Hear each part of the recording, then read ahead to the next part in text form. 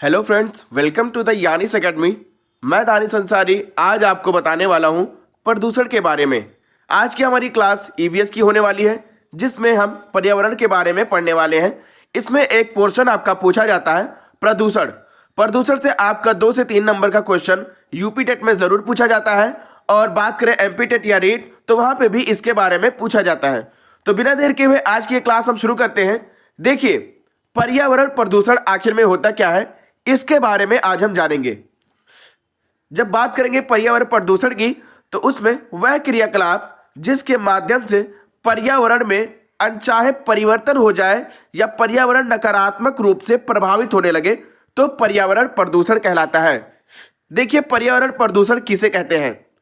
पर्यावरण प्रदूषण में यानी पर्यावरण में कोई परिवर्तन हो जाता है जिसे हम नहीं चाहते हैं, वहां पे भी पर्यावरण प्रदूषण होगा। या फिर पर्यावरण में नकारात्मक रूप से पर्यावरण को नकारात्मक रूप से प्रभावित करने लगे, उसको भी पर्यावरण प्रदूषण के नाम से हम जानते हैं। ठीक, इसी के साथ आगे बढ़ते हैं और देखते हैं कि प्रदूषण किसे कहते हैं। अभी हम बात कर रहे थे कि पर्यावरण प्रदूषण क्या है, अब हम बात करेंगे कि प्रदूषण क्या होता है। तो जब बात करेंगे हम प्रदूषण की, देखिए, जब मानव के क्रियाकलापों से पर्यावरण को नकारात्मक प्रभाव पड़ने लगे तो वहां प्रदूषण होता है। यानी अगर कोई मानव है, अगर वो कोई ऐसा काम कर रहा है जिससे पर्यावरण प्रभावित हो रहा है, पेड़ पौधे प्रभावित हो रहे हैं, जल प्रभावित हो रहा है, जल दूषित हो रहा है, हवा दूषित हो रहा है, तो उन क्रियाकलापों को हम पर्यावरण प्रदूषण के नाम से जानते हैं। ठीक, देखिए, फिर से मैं इसका आपको डेफिनेशन बताता हूं। जब मानव के क्रियाकलाप से पर्यावरण को नकारात्मक प्रभाव पड़ने लगे, जब मानव कोई ऐसी चीज करता है जो पर्यावरण के लिए हानिकारक हो, तो वह पर्यावरण प्रदूषण कहलाता है। इतनी चीजें क्लियर हुई होगी, और इसी के साथ हम आगे बढ़ते हैं। देखिए, एक आपसे पूछा जाता है अवनयन क्या होता है। प्रदूषण तो सब लोग जानते हैं कि प्रदूषण, चलो, मानव के द्वारा कोई ऐसी चीज किया गया जिसमें पर्यावरण को नुकसान होता है तो वो प्रदूषण कहलाता है। लेकिन बात जब हम अवनयन की करेंगे, आपका यहां से 1 नंबर का क्वेश्चन पूछ सकता है, इसलिए आप इसको ध्यान से समझिएगा कि अवनयन क्या होता है। अवनयन होता है जब प्रकृति और मानव दोनों के क्रियाकलापों से पर्यावरण नकारात्मक रूप से प्रभावित होने लगे, तो वह पर्यावरण अवनयन कहलाता है। प्रदूषण की जब बात करते हैं तो वहां पर सिर्फ मानव के द्वारा अगर कोई क्रियाकलाप ऐसे किया जाता है जो पर्यावरण को प्रदूषित करता है, तो वो प्रदूषण कहलाता है। लेकिन अवनयन में क्या होता है, अवनयन में मानव तो पहुंचाता है नुकसान प्रकृति को, लेकिन प्रकृति के द्वारा भी पर्यावरण को नुकसान पहुंचता है, तो वह अवनयन कहलाता है। यानी मानव और प्रकृति दोनों के क्रियाकलापों से पर्यावरण को अगर कोई नकारात्मक प्रभाव पड़ता है, तो वहां पे पर्यावरण प्रदूषण यानी पर्यावरण अवनयन वो कहलाता है। प्रदूषण की बात जब करेंगे तो वो सिर्फ मानव द्वारा फैलाया जाता है प्रदूषण को, लेकिन जब अवनयन की बात करेंगे ये भी प्रदूषण ही है, लेकिन इसको प्रकृति और मानव दोनों फैलाते हैं। प्रकृति के द्वारा भी हो सकता है और मानव के द्वारा भी दूषित हो सकता है। यानी हमारा पर्यावरण अगर दूषित होता है मानव के द्वारा और प्रकृति के भी द्वारा, तो इन दोनों के द्वारा अगर इन दोनों के क्रियाकलापों से हमारा पर्यावरण दूषित होता है तो उसको अवनयन कहा जाता है।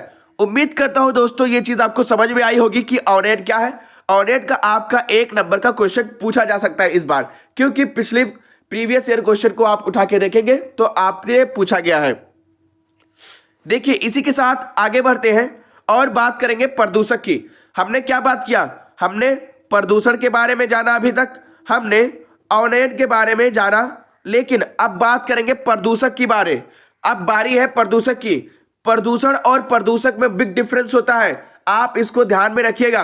प्रदूषक किसे कहते हैं, देखिए, वह कारक जिसके माध्यम से प्रदूषण फैलता है वह प्रदूषक कहलाता है। प्रदूषण क्या हो गया, जो मानव फैलाता है, मानव के क्रियाकलापों से जो पर्यावरण को नुकसान होता है उसको क्या कहा जाता है, उसको प्रदूषण कहा जाता है। लेकिन इस प्रदूषण को जिस कारक से फैलाया जाता है, जिस कारक से प्रदूषण फैलता है, उसको प्रदूषक कहा जाता है। इसका डेफिनेशन सुनिएगा कि वह कारक जिसके माध्यम से प्रदूषण फैलता है वह प्रदूषक कहलाता है। कारक मतलब कोई ऐसी चीज जिसके माध्यम से प्रदूषण फैलता हो। जैसे देखिए, ये एक गाड़ी है, ये इसके ईंधन से, देखिए, ये इसके ईंधन से प्रदूषण फैल रहा है, तो ये एक ऑटो जो है ये एक कारक हो गया, ईंधन हमारा एक कारक हो गया। क्यों? क्योंकि ईंधन के द्वारा प्रदूषण होता है, इस ऑटो के द्वारा भी प्रदूषण होगा। कोई देखिए कोई फैक्ट्री है ना, कोई अगर फैक्ट्री है तो इससे भी क्या होता है, इससे भी प्रदूषण फैलता है, और जब प्रदूषण फैलेगा तो ये फैक्ट्री एक कारक के रूप में कार्य करेगा यहाँ पे। यानी जिस किसी भी चीज से प्रदूषण फैलता है तो उस चीज को हम क्या कहते हैं, प्रदूषक कहते हैं, उसी कारक को प्रदूषक कहते हैं। इसको आप ध्यान में रखिएगा, ठीक। इसी के साथ आगे बढ़ते हैं। उम्मीद करता हूं आपको प्रदूषक समझ में आया होगा। देखिए अब जो प्रदूषक है ना ये कई प्रकार के होते हैं। तो प्रदूषक सर्वप्रथम हम दो भागों में बांटेंगे। प्रदूषक को दो भागों में बांटा गया है, एक होता है हमारा प्राथमिक प्रदूषक और दूसरा हमारा होता है द्वितीयक प्रदूषक। एक एक करके हम इसमें जानेंगे कि प्राथमिक प्रदूषक क्या है और द्वितीयक प्रदूषक क्या है। देखिए जब बात करेंगे हम प्राथमिक प्रदूषक की तो इसमें क्या होता है, देखिए प्राथमिक प्रदूषक से तात्पर्य ऐसे कारकों से है जो पर्यावरण में पहुंचकर सीधे उसे प्रभावित करने लगता है, वह पर्यावरण का प्राथमिक प्रदूषक कहलाता है। यानी कोई ऐसा कारक, प्राथमिक प्रदूषक से ऐसे कारकों से तात्पर्य है कि वो जो पर्यावरण में जब पहुंचता है ना तो उसको वो सीधे यानी किसी के साथ क्रिया नहीं करता है, सीधे उसे डायरेक्ट उस चीज को वो पर्यावरण को प्रभावित करता है। तो ऐसे कारकों को हम क्या कहते हैं, प्राथमिक प्रदूषक कहते हैं। फिर से सुनिएगा कि कोई ऐसे तत्व जो पर्यावरण में सीधे रूप से जाए, यानी पर्यावरण में सीधे उस चीज को पहुंचे और वहां पे उस चीज को डैमेज कर दे, पर्यावरण को दूषित कर दे, उसी को हम क्या कहते हैं, उसको हम प्राथमिक प्रदूषक के नाम से जानते हैं। जैसे देखिए कार्बन डाइऑक्साइड डायरेक्टली पहुंचता है लोगों के बीच में और वहां पे वो प्रदूषक फैलाता है। कार्बन मोनोऑक्साइड भी ऐसे ही है, और डीडीटी जो हम छिड़काव करते हैं खेतों में वो भी ये हमारा प्राथमिक प्रदूषक का एग्जाम्पल है। आपको एग्जाम्पल जरूर पूछेगा, इसलिए ये तीन एग्जाम्पल मेन इंपॉर्टेंट एग्जाम्पल है, इसको जरूर ध्यान रखिएगा कि प्राथमिक प्रदूषक का आपसे एग्जाम्पल पूछेगा कि निम्न में से कौन सा प्राथमिक प्रदूषक है। आपका डेफिनेशन नहीं पूछता है, आपका ज्यादा से ज्यादा यही चीज पूछता है। तो आप इसका एग्जाम्पल जरूर याद रखिएगा कि प्राथमिक प्रदूषक का जो एग्जाम्पल है कार्बन डाइऑक्साइड है, कार्बन मोनोऑक्साइड है और डीडीटी है। ये तीनों बहुत ही स्टार लगा के आप नोट करिएगा कि ये बहुत ज्यादा इंपॉर्टेंट है प्राथमिक प्रदूषक के एग्जाम्पल के लिए। प्राथमिक प्रदूषक को मैंने क्या बताया कि वह पर्यावरण में सीधे पहुंच के पर्यावरण को दूषित करते हैं, यानी सीधे प्रभावित करते हैं। किसी भी चीज को सीधे प्रभावित करेंगे, किसी का उसमें सहयोग नहीं होगा, वो सीधे जाके पर्यावरण को दूषित कर देंगे, उसी को हम पर्यावरण यानी प्राथमिक प्रदूषक के नाम से जाना जाता है। इसका आप स्टार बना के इसको जरूर नोट डाउन करिएगा। इसके एग्जाम्पल को कार्बन डाइऑक्साइड और कार्बन मोनोऑक्साइड और डीडीटी, ये तीन में से आपका पूछ सकता है, इससे बाहर आपका नहीं पूछेगा। चलिए इसी के साथ आगे बढ़ते हैं और अब बात करेंगे हम द्वितीयक प्रदूषक की।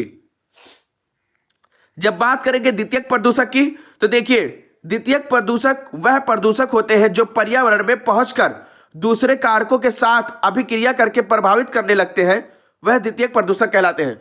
प्राथमिक प्रदूषक में क्या था कि वह कारक जो सीधे तौर पे पर्यावरण को नुकसान पहुंचाते हैं तो वो प्राथमिक कारक हो गए। लेकिन ये क्या होते हैं, द्वितीयक कारक में वह तत्व आते हैं जो सीधे नहीं प्रभावित करते हैं, वो दूसरे के साथ अभिक्रिया करके, ये दूसरे कारकों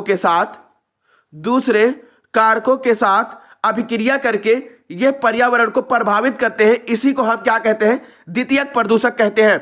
मैं फिर से आपको बताऊं कि प्राथमिक प्रदूषक वह है जो सीधे तरीके से पर्यावरण को प्रभावित करे, और द्वितीयक प्रदूषक वह है जो किसी दूसरे कारकों के साथ अभिक्रिया करके पर्यावरण को प्रभावित करता है, तो उसको द्वितीयक प्रदूषक के नाम से हम जानते हैं।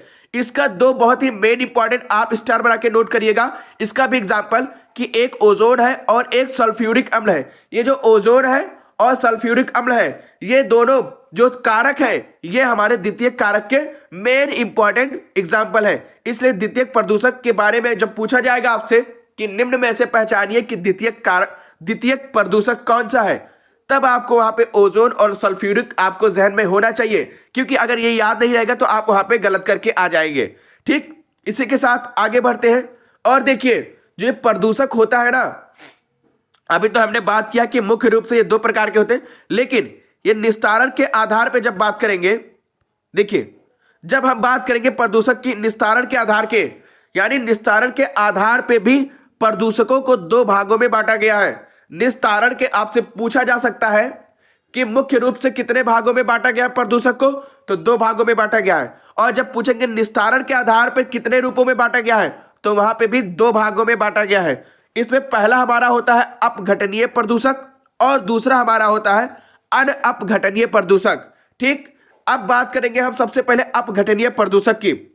तो अपघटनीय प्रदूषक के बारे में मैं आपको बताऊं, वह प्रदूषक जो अपघटक के द्वारा आसानी से सड़ा गला कर नष्ट कर दिए जाते हैं, वह प्रदूषण अपघटनीय प्रदूषक कहलाते हैं।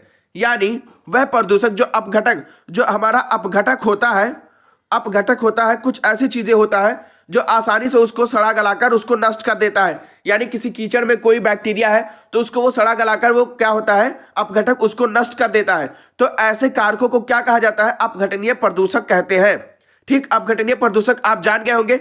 इसमें यही चीज याद रखना है कि वह तत्व आते हैं अपघटनीय प्रदूषक में जो आसानी से सड़ा गलाकर नष्ट कर दिए जाते हैं। किसके द्वारा, अपघटक के द्वारा। यह चीज आपको अपघटनीय प्रदूषक में याद रखना है।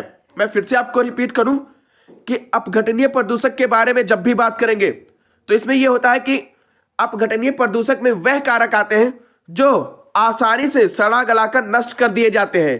ठीक, उसको हम अपघटनीय प्रदूषक के नाम से जानते हैं। इसी के साथ जब बात करेंगे हम दूसरे के बारे में, तो इसमें हमारा दूसरा आता है अनअपघटनीय। अनअपघटनीय के बारे में जब बात करेंगे तो देखिए कि इसमें वह प्रदूषक आते हैं जो अपघटक के द्वारा आसानी से सड़ा गला कर नष्ट नहीं कर दिए जाते हैं, अपघटित नहीं होते हैं, वह अपघटनीय प्रदूषण कहलाते हैं। जैसे इसका एक मैं एग्जांपल आपको बताऊं, पॉलीथीन।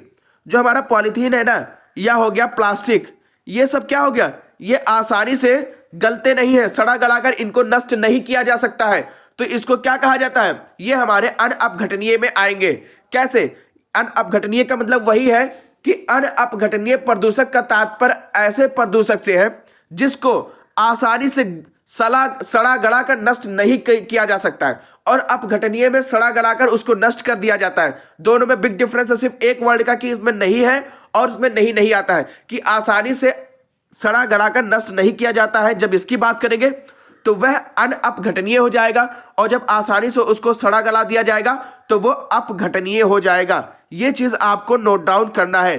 ठीक, इसी के साथ आज की हमारी क्लास खत्म होती है, और उम्मीद करता हूं दोस्तों आपको समझ में आया होगा। अगर आपको सेशन पसंद आया है तो प्लीज चैनल को सब्सक्राइब करिएगा और लाइक करिए, शेयर करिए, बाकी दोस्तों तक पहुंचाइए। मैं आपको बताना चाहूंगा कि ये पार्ट 1 था। ये पार्ट 1 था किसका, प्रदूषक का। अभी हम वायु प्रदूषण, जल प्रदूषण, मृदा प्रदूषण, इसके बारे में बात करने वाले हैं। एक एक करके क्लास आती रहेगी, आप उसको देखते रहिएगा और प्लीज हमें सपोर्ट करिए। हम इस पे सीडीपी की, हिंदी की और जीके हो गया या फिर ईवीएस की क्लास हो गई, इन चारों की क्लास इस पे चल रही है। आप इसको फ्री में इसको देख सकते हैं।